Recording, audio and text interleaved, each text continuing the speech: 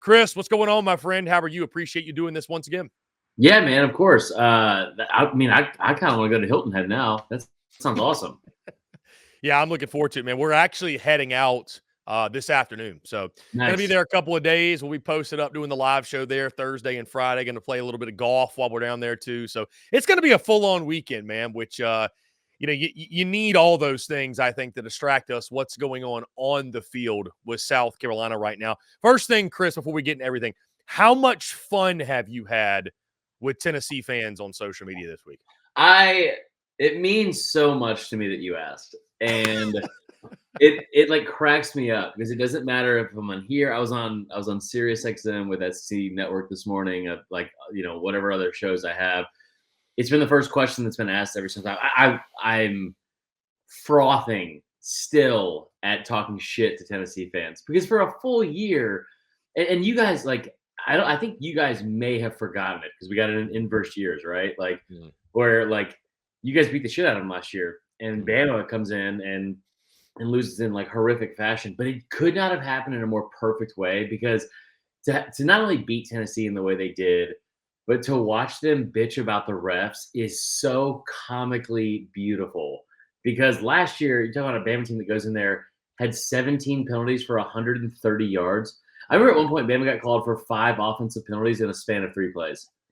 It was ridiculous. And to go in there and beat them this weekend and blank them in the second half and have Joe Milton hit the crane kick and all that kind of shit and talking, it's so there's not a fan base that deserves it more. And I said it on our podcast on Sunday night. I was like, listen, I went on this whole rant about it. And I was like, I understand it's hard for you to hear, Tennessee fans, but I just want to reiterate to you right now that I do not care. I do not care. All of you deserve everything you just got. You deserve nothing and get less. Yeah. So, or get less and deserve nothing, I should say. Yeah. Either way, Chris, speaking specifically on that game, obviously I would say a gutsy performance by Bama to come out in the second half. I mean, it looked somewhat bleak at halftime. Tennessee's up 20-7. Maybe you start replaying what happened last year, and oh my goodness, here we go again. Crimson Tide found a way, outscore Tennessee, 24-0 in the second half, I think it was. Yeah. Get the W. Where's the greatest growth you're seeing with this Alabama team over a week in, week out basis? Obviously, you've got the bye week. Then you go into that LSU game, which is the one we've all been looking forward to. Yeah. But where do you feel like from week 1 to now, and again in that win against Tennessee, where are you seeing the greatest progression with this Bama team? Well, I'll go back to last year instead of week 1, just because I think it helps. It's an easier answer, and that's coaching. And that sounds stupid because when you talk about coaching in Alabama, you have Nick Saban, who's the greatest coach of all time, and all that kind of stuff. At the same time, that those halftime adjustments are something you haven't seen from Alabama over the past couple of years. I was very big on the fact that Bama fans were bitching and moaning about the wrong things. When you talk about, Pete Golding at DC and Bill O'Brien, offensive coordinator, you had a top 10 offense and defense and scoring offense and defense in the country last year, and people still wanted out the door. And now you look at offense, and it's like, man, I think a lot of people would probably want that Bill O'Brien offense back. You know what I mean? But from a defensive standpoint, it's so bad to think about what they did with the talent they had there. And I never thought I would say this, but it's like, I wish that Will Anderson had another year in Kevin Steele's defense, which is it's such a weird sentence to say because, I mean, they didn't turn anyone over. They had 3 interceptions all last season. 3. That's almost impossible to do with how much talent they had on the defensive side of the ball. But those coaching in-game adjustments, it's not comfortable. It's not comfortable. I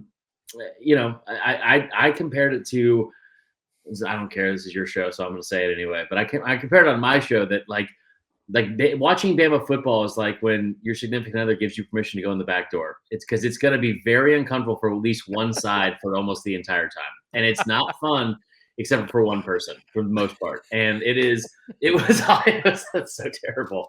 But it's just so awful. It's so tough to watch. And you talk about the A&M game where you're down 7 at the half and the sky is falling on social media for fans, and then you're down 13 against Tennessee. And the Tennessee thing looked bleak. But, it's like you kind of lay out what you have to do step by step, which is you come back out at half, you got to score on the opening drive. They do it in 2 plays.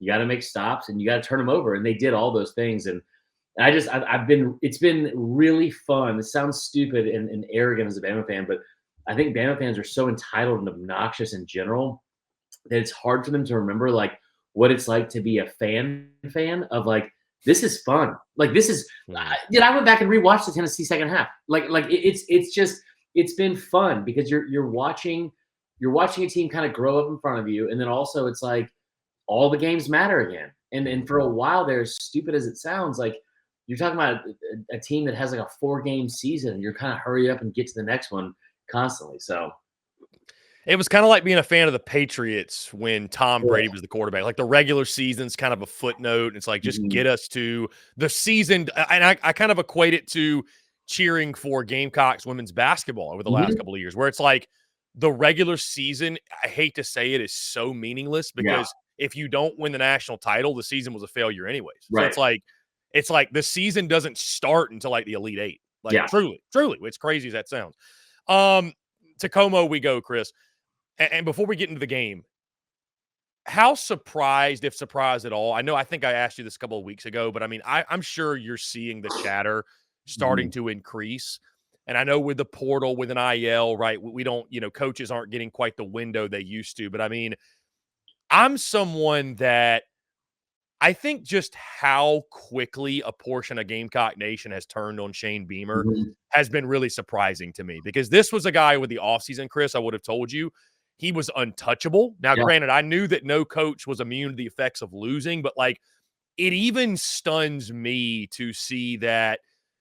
And I'm not saying it's the majority. Obviously, it's not. But like there's a portion that it's like they're not just disgruntled and being upset. That's warranted. But like they seriously want change. And it's almost like people have been sitting on these takes about Beamer that they haven't been able to say or just have not said because things have been going well. I mean, are you surprised at that all? Or do you just feel like that's modern day college football? And if you don't have it rolling by year 3, it's like get that guy out of there and get the next guy in there. Yeah, man, I'm surprised. I think before the season, I made the joke repeatedly. I was like, Beamer and Pittman. It's like 2 guys that feel untouchable that everyone's pulling for. I mean, I called Beamer Skinny Shane or Skinny Sam Pittman repeatedly, and like, I think that the ire and the response from fans is both fair and unfair at the same time. If that makes sense, and part of it's because it's like, like you're right. Like in this day and age of football, you want to win now, and it's not going to get any easier for the SEC because you're going to add Texas and Oklahoma next year. I've been on this front of this, like, from the moment they announced it, that there were like 3 teams that I thought this was really bad for that jumped up to my mind immediately was South Carolina, Mississippi State, and Kentucky. And those are 3 teams that like you've kind of had a ceiling like above your head. And I fully understand what the 3 years in the early 2010s did and were for South Carolina football. I fully get it. I mean, you're talking about one of 4 programs in the country to have 11 wins each season for 3 straight years. That's not easy to do. At the same time, it's hard to look at this program and think like, all right, we got Georgia sitting above you. Tennessee's got it rolling a little bit, at least with the recruiting trail. And then Florida is who knows what, but they still beat y'all last year or this year. I mean, the thing for Beamer is like you kind of expected this to be a slow build, right? Like, I mean, like Muschamp really ran it into the ground. Then you fire him in a COVID year, you get Beamer to come out, and it's a big task and undertaking for what he's done. I think what has been the biggest concern is like Beamer hasn't helped himself at all, which is surprising because he is a likable dude. He is, and he wants to be there, and you can tell it matters to him. But like these post-game press conferences where there's always something to that like you're left with, whether it's good, bad, or somewhere in between, choosing not in between, but like there's just always something that he says that you're like, dude, just like help yourself a little bit and don't say shit like that. And then the other thing is that like, he's not helping himself in terms of like, what was the biggest win of the offseason last year? It was signing Nick Harbor. And I hate to keep, beating a dead horse, but it's like, if you're going to lose, at least lose in like a fun way. Like, there's just no way you can tell me that kid can't be a part of the offense. And if you're trying to like, I don't think he's trying to save his job by any means, but it's annoying and it's very frustrating to watch when it's like, all right, well, you've gotten to a point where you're what, 2-6? 2-5 with A&M looming. So 2-6, and like, and not to be rude, but like, No, I mean, yeah, well, maybe they go on the road. Like, it would be awesome. Two touchdown underdogs. So I mean, it's fair. It's fair. I don't know what Vegas is thinking there, Yeah, but I mean, A&M minus 14 is the line in that one. I would hammer South Carolina probably. But South Carolina, like, you're not really helping yourself, and it's like, if you're gonna lose, at least lose in a way where it's like, hey, look what we have coming back next year. And I just can't figure out for the life of me what Beamer's doing, because you've got a guy like Nick Harbor, who's clearly the best athlete on the team. Like he is the biggest, he's one of the best athletes in the country. Like, just like, bottom line, no matter how you look at it, right? And you've got a kid that's just sitting on the sideline, and then whenever you do put him in, he explodes. It's like, he had that one catch for like 45 yards 2 weeks ago against whoever it was, and then I think he had 2 for 52 this week against Mizzou. If the offense is too difficult for him to understand it, then dumb it down for him. And if he's, I just cannot for the life of me understand why he's not in. And to be very clear too, I'm not saying that the offense is too difficult for him to understand. I'm just saying I can't understand what the reasons are to keep him off the field. So if that's one of them, make an adjustment. That's you like, it's at some point you need to cater the whole offense to him. But like, what offense what do you have to lose here besides him in the portal? And to your point, Chris, I think they're not going to have much of a choice this week, but having to use him more, because it sounds like Xavier Legette may not play. He's questionable for this game. South Carolina, I mean, is just – they are decimated with injuries across the board on the offensive line, especially. And to your point about the pressers, too, it's interesting. When you're winning, nobody really cares what you say at a press conference. When you're losing, anything and everything that can be used against you will be used against you. All of a sudden, that stuff matters. So, I mean, Gamecocks get throttled 34-12 at Mizzou, which admittedly, Chris, maybe I drank some of the Beamer Kool-Aid or whatever. My Garnet Black blood, I mistakenly picked South Carolina to win, thought they would rally around the broken foot and everything that had happened. And it's just a bad football team. There's no other way to put it. Yeah. Mizzou was a very good football team, by the way. We should give a lot of credit to Missouri and what they are. But, again, I just think of right now, Chris, it's, losing is one thing, but I think how it's happening, in year 3, it's year 3 of the Beamer tenure, and you're going on the road taking on a team that Gamecock fans want to believe they're on the same level as, and many Gamecock fans want to believe South Carolina still is ahead of Missouri as a program, and Mizzou is trash, and they shouldn't be in the SEC, and you're getting throttled. You know what I mean? So, like, that's where the chatter's coming from, obviously. Well, let me say this, too, though, and I don't mean this in a negative way, but I think this is one of those things where it's like, you need to check that whole arrogance at the door right now if you're South Carolina fans, and that's like, that's not saying that you're not a great pro or you're not a good program. And Chris, I've done that many times. I would like to say that I've done that. Like, my immediate takeaway was you got to stop. Like, everybody's just got to stop. Like, you can't lose 5 in a row and be a better. But you're the better pro. It just doesn't. Maybe the fan base will hear it better from me than you. So gather around. But like, this isn't a negative thing about your program. It's just stating the facts of where you are right now. You're not a better program than Mizzou. You're probably not a better program than Kentucky. And if you really look at where these programs lie in the SEC East, just the SEC East alone, you're probably about 5th. You're probably about 5th. Like, I mean, you're ahead of Vandy. Who am I missing? You're not ahead of Florida. You're not ahead of Georgia. So Carolina would be 6th.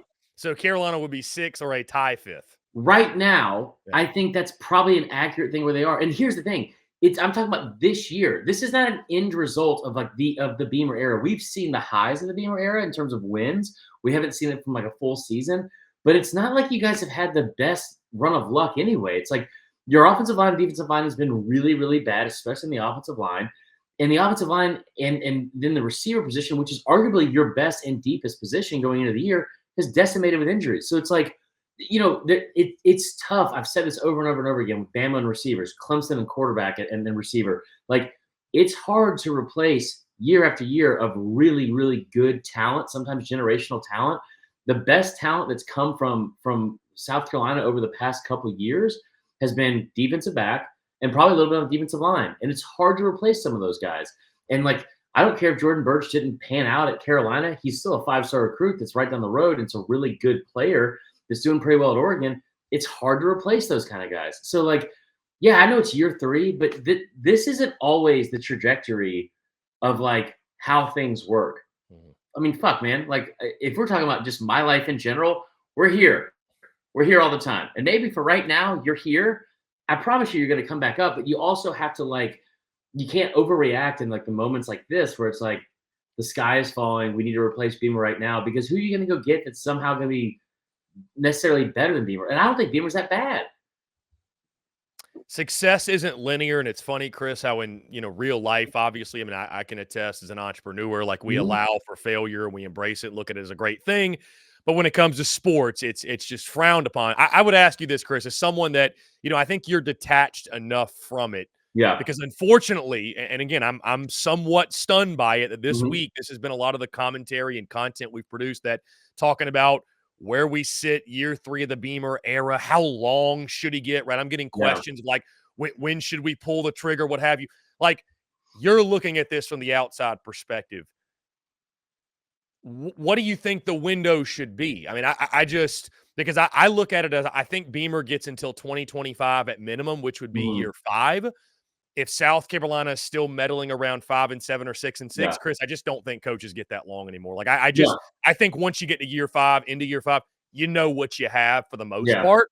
I know Steve Spurrier got longer, but he's Steve Spurrier, right? You were Right. going to give him as long as he wanted. So I'm curious, asking you, like, do you just because I think Arkansas and South Carolina in similar positions, it's like maybe you're just better off riding it out with this guy, but at the same time, you can't just ignore very obvious red flags that may present themselves. So, I mean, is there an easy answer in your mind for this, or is it something you just kind of have to see how it plays out? I mean, it's the culture is going to be great. Mhm. Beamer's going to have that infectious energy. He wants to be there, but as well as I do, it's a wins and losses business, and if you're not winning, that trumps everything else. Yeah, I think it's a little bit of both, right? I think it's like part of it is the fact that it's like I I hate to say this, I just that 2011 to 2013 season ruined your fan base, and it gave you this, like, taste of, like, oh my gosh, like, this is what we should be every year, and it's something you've never been.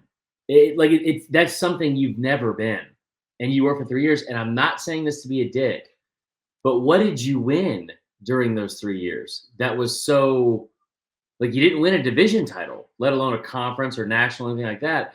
So part of me is looking at it, it's like I think I miss the days of old where it's like, you know what? Like, I think Pittman, you give him the keys to that until he's done.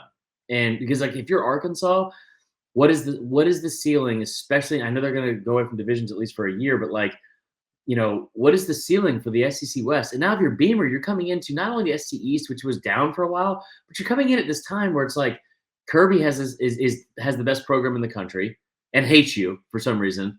Tennessee is coming in and getting their entire. I mean, Tennessee people. I always forget how much older I am than people because I'm 37, but, like, people are too young now to remember that Tennessee was a dominant force nationally. Like, they would recruit from coast to coast and put, like, kids on. I can't tell you how many kids I saw come out of Tennessee from, like, California and Hawaii and, like, Oregon, and just be, like, top tier studs. And like, they're getting back to being like a national blue blood because of NIL and stuff. It's a tough time for Beamer. I think you give him till year 5. And the other part is that if he's 5-7 going into year 5, then yeah, give him the boot. He's got to go. But it speaks a lot to the fact of, like, I'm not pinning all this on Beamer on the field. What I am pinning to Beamer is this is South Carolina is a perfect example of how important coaching hires are and how important it is to hire the correct offensive coordinator and defensive coordinator, and how much success you can have as a head coach because of the people you hire. You look at there's not a better example in the history of college football than Ed Orgeron. Ed Orgeron in 2019 went out and got Joe Burrow. Then that was 2018, but he goes out and gets Joe Burrow.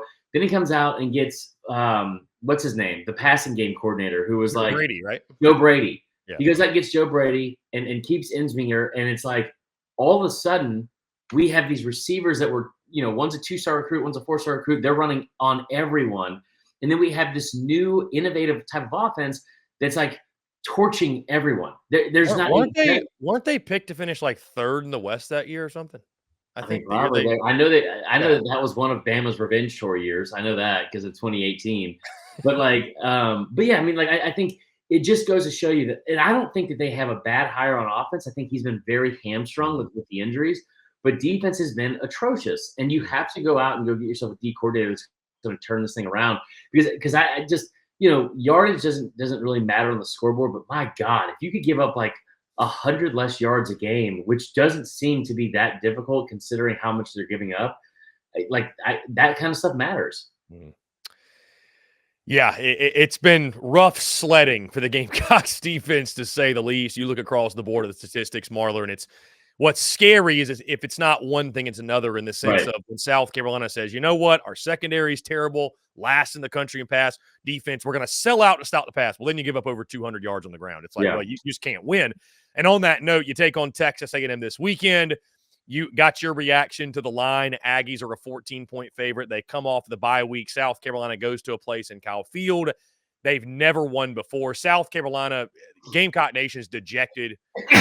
This is Marler, I hate to say this, but this week it feels very must-champish era, where it's like the fan base already knows the game is over before it's even started, and that's a really unfortunate place to be in. That being said, though, we can't overstate the incompetence of Texas A&M and what they're likely to do. But anyways, no, Beamer against Jimbo. Let me stop you right now. Yeah. Yeah. And let me all of I haven't even checked the chat, and I'm not going to because I'm assuming it's upset. But like, let me reel all of you back in. A&M, you have a much better chance of beating Texas A&M than you did Missouri. A much better chance of beating Texas A&M than you did Missouri. Missouri is a really good football team. Like, the environment on the road is not as difficult, but you're going to an 11 a.m. kick in College Station. 85,000 boys named Bryce and Jace, arm in arm, swaying back and forth, singing fucking summertime country like camp songs. Like, get the fuck out of here. This is a rivalry game where you had rivalry game. It's a trophy game, which is still hilarious to me.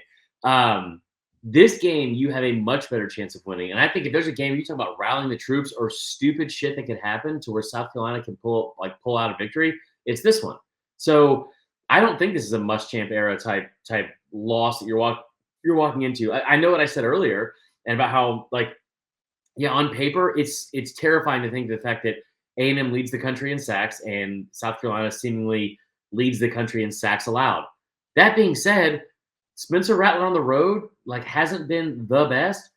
Go out there and this is the go back. I'm gonna get all fired up. Go back a year ago. Did you think you had a chance against South Carolina or against Tennessee? No. Did you think you really had a chance against Clemson? Let me rephrase that. Did you think you had a chance against Clemson before you beat Tennessee? No.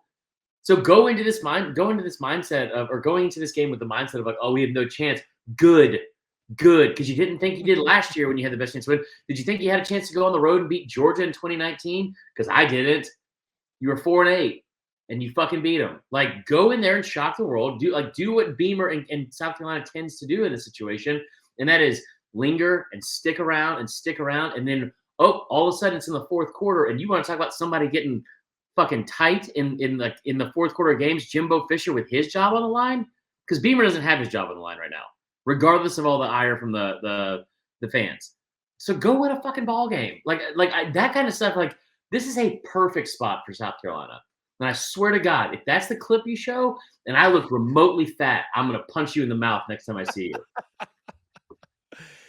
Well, to your point, Chris, this definitely feels like a spot that, I think it's fair to say if Texas A&M loses, that's it for Jimbo. He's done. He's done. He's cooked. Yeah. He's finished. No matter the buyout be damned. Jimbo Fisher is gone. So I think it's a fascinating matchup. Shane Beamer, he needs it, but not in the way Jimbo needs it. Not even remotely close. Looking at the rest of the Week 9 slate, Chris, world's largest outdoor cocktail party. No Brock Bowers for Georgia. Dogs are a 2-touchdown favorite in this one.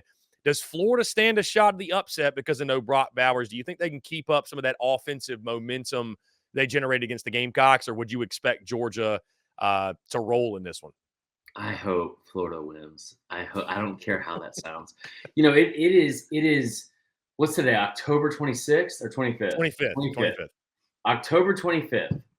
And And Georgia and Michigan are the top 2 teams in the country. You want to take a guess at what their strength of schedule is for both teams? Not very high. Put it that way. 109th and 110th. It is almost the end of October, and those 2 teams, it's a fucking joke. They ain't playing nobody, Paul. They haven't played anybody. They haven't played anybody. Bama, by the way, who never plays anybody, sitting there at 7. Just throwing that out there. But there's a bunch of everyone else. It's the last in the SEC for Georgia. Yeah, and I'm not going to get into it, but I do think there's a chance. I do think there's a chance for Florida. I think if enough stupid stuff happens in this game, which can tend to happen in rivalry games, that I think Georgia could lose. The thing that scares me is there's not a coach in the country that hates another team more than Kirby Smart hates Florida. And you can see it in all the gifts and the F these mother blankers and all that kind of stuff. Like, he hates Florida. I think that when the lights have shined brightest over the past couple of years, it's when Georgia has kind of played their best, especially over the last year and a half or so. Now, last team to get them in the regular season was Florida. That's a much different team. I think Napier and company will come out. Like, they're going to play good defense. And I think if you're Florida, the best thing you can do is like, it's somewhat what I said about South Carolina, is just linger around, because we haven't seen Georgia outside the Kentucky game piece together a 60-minute football game once this season. And I don't know if they do it this week in Jacksonville. This sounds stupid because it feels like I'm covering all my bases, but there's only 2 outcomes I can see happening. And that is, enough stupid crap happens where there's like a blocked punt or a fumbled punt, or, some weird turnovers, like they have 3 turnovers and Florida somehow returns one of them for a touchdown and they are able to win that way, or Georgia blows them out. And if it's between those 2, I'm leaning more towards Georgia blows them out, just because Carson Beck has been a lot better than people realize. And that offense is way more than Brock Bowers. So we'll see. Yeah, Chris, I got a feeling that the South Carolina defense has tricked us into thinking Florida some offensive juggernaut when they are really not. Yeah. Finally, Chris, game I'm really excited about. I think this one's going to be a lot of fun. Kentucky, Tennessee, and Lexington Cats are a 3.5-point underdog. Tennessee coming off the loss to Alabama. Joe Milton on the road. A pretty good Kentucky defense. I think the big question in this one is just, can Devin Leary find something off of the bye week? Liam Cohen. The running game's going to be there with Ray Davis. You got the weapons on the outside, but Devin Leary's just been awful. Probably one of the more underwhelming players. Yeah, awful. But he's been, of all the guys that came in the season like with expectations, he's probably been the most underwhelming of them all. So when you look at this game, what do you like? What do you not like? Do you lean a certain way? I mean, I feel like this is one of those true just coin flip ball games in the SEC. You think it's a coin flip? I mean, night game at Kentucky. I mean, I want you, when we get off this show, I want you and everyone else in the comments to go see how much money you have in your bank account. I don't want you to tell me what it is, okay? Because I don't want to feel put to shame, because I know it's way more than me. I want all of you to go check your bank account, and I want you to take out however much you have that you can still pay rent next month, because I know the 1st is coming up, okay? Right. Take out the rest of it. Or fuck, man, just take all of it out and put it on Tennessee. Put it on Tennessee money line, or put it on Tennessee to cover 3.5. I would say the money line if you're going big. Tennessee is going to smoke Kentucky. This is like hands down the lock of the week. I did this little deep dive last night. First off, Kentucky's not good. Kentucky's not a good football team. Said it a year ago. People got upset with me. They ranked 7th in the country for some fucking reason in the month of September. They're not a good football team. They don't do things consistently well. They had a 14-0 lead on Mizzou. Then they let a punter ruin their entire rest of the day. They're not a good football team. Tennessee coming off a loss under Josh Heupel, they're 7-1. They have averaged winning those 7 games by an average of 38.3 points per game. They've averaged scoring 51.8 points per game in the 8 games they've had following a loss. And I saw somebody push back on this today, because it's like, well, yeah, those games were against Vandy and Mizzou, and well, you know what? That's Kentucky. Mizzou is obviously better than Kentucky. Kentucky's not a great team. Tennessee will smoke Kentucky this weekend. They will absolutely destroy Kentucky. Well said, Chris. Hey, you swayed me. That's all I know. You There you swayed go. me. Chris, one final thing before I get you out of here. Yeah. Sam Pittman obviously fired Dan Enos, a There you go. move that I think was necessary, kind of using him as the scapegoat. Obviously, my bigger He is the question is scapegoat. this. You're right, right. He is the scapegoat. My bigger question is this. Do you think Sam Pittman makes it to next season as Arkansas's head coach? I do. And let me take the time, since you've asked me this question, to tell Dan Enos, because I know he's a fan of the show and I know he's listening right now. This is what happens when you have karma come back to bite you in the fucking ass. Because when you come home from California after you lose a national championship game, ready to be promoted as the offensive coordinator at Alabama under Nick Saban, and then you pack up your entire office in the middle of the night and then don't tell anybody and just don't show up for the meeting the next morning, that's about as cowardly as you can fucking get. And I hope Enos, I hope nothing but pain travels with him at every stop he has the rest of the year, or the rest of his career. So there you go. It's good to know, Chris, that bad things still happen to bad people, unless you're Will Muschamp, and then everything good happens to you for whatever reason. So True. I don't know. Chris Marler, Saturday Down South, Saturday Football Uncensored. Chris, always great stuff, man. I appreciate it. See y'all. There we go. See you, man.